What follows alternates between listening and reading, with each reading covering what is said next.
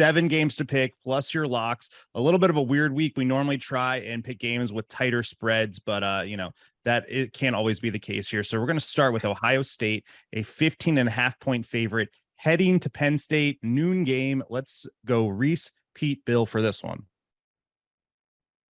I said on Wednesday on the podcast that I felt like I was more impressed with Michigan in its game against Penn State than I became concerned about Penn State. And that is true.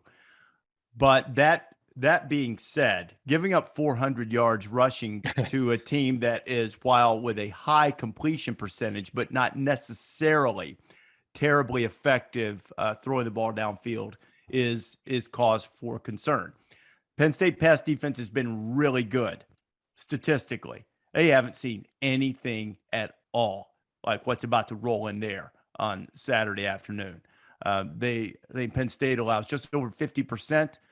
They only allow touchdowns on 40% of their red zone trips. Ohio State's great at those, and those numbers are going to get worse for Penn State this weekend.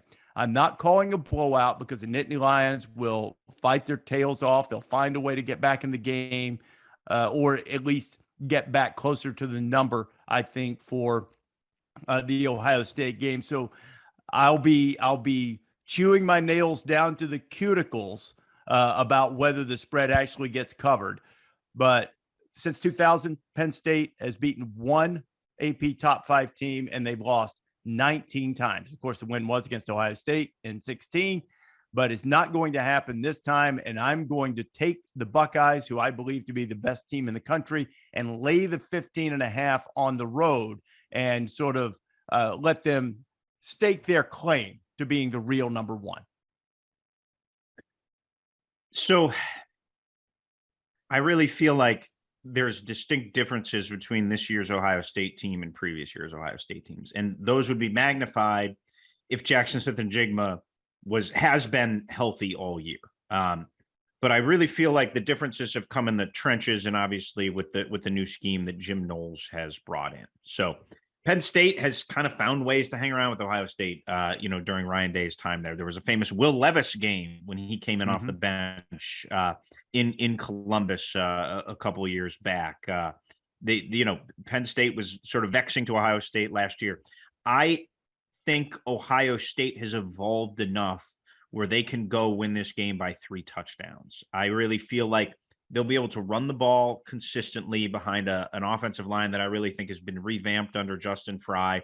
When you look at DeJuan Jones and his leap this year, he's taken at one tackle. Paris Johnson's been great at the other tackle.